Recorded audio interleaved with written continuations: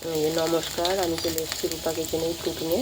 অন্য দিনের মতন আজকেও একটা রেসিপি নিয়ে চলে এসেছি। আজকে এখানে খাসির মাংস আছে, অল্প আছে। খাসির মাংসগুলো এটাকে আজকে রান্না করব।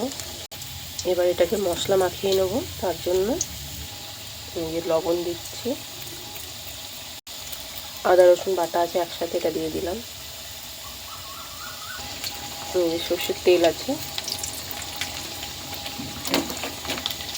অল্প এর মধ্যে পেঁয়াজ দিয়েছি, এটা ক্যাপসিকাম দিয়েছি, এখানে কাঁচা লঙ্কা আছে দুটো, এই একটা দুটো কাঁচা লঙ্কা দিয়ে টমেটো দিচ্ছি এর মধ্যে, লঙ্কার গুঁড়ো, এই যে হলুদ গুঁড়ো, এই যে জিরের গুঁড়ো দিয়ে সব মাখানো হয়ে গেলে মশলাটা, এবার এটাকে চাপিয়ে দেবো। যেখানে পেঁয়াজটা ভাজা হয়ে গেছে লাল লাল করে, এবার এটাকে দিয়ে দিচ্ছি মাংসটাকে।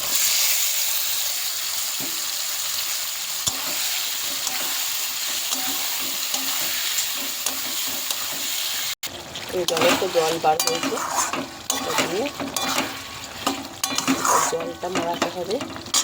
এই ঝোলটা অনেকটা মরে গেছে। এবার ভেজে রেখেছিলাম 4টে আলু, এই 4টে আলুটা দিয়ে দিচ্ছি। আলু মাংস ভালোভাবে এটাকে কষা হয়ে গেছে, এবার জল দিয়ে দেবো। এটাকে খুব সুন্দর করে কষে নিয়েছি, এই যে তেল ছেড়ে দিয়েছি, জল দিয়ে দেবো এটাকে।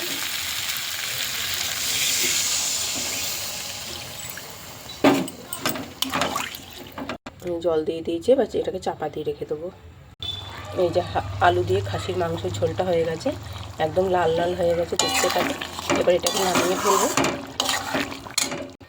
এই যে আলু দিয়ে খাসির মাংসটাকে নামিয়ে ফেলেছি, লাল লাল হয়েছে, খুব সুন্দর খেতে হয়েছে। ভিডিওটা প্রথম থেকে শেষ পর্যন্ত দেখবেন, কেমন হয়েছে অবশ্যই জানাবেন। ভালো লাগলে একটা লাইক করবেন।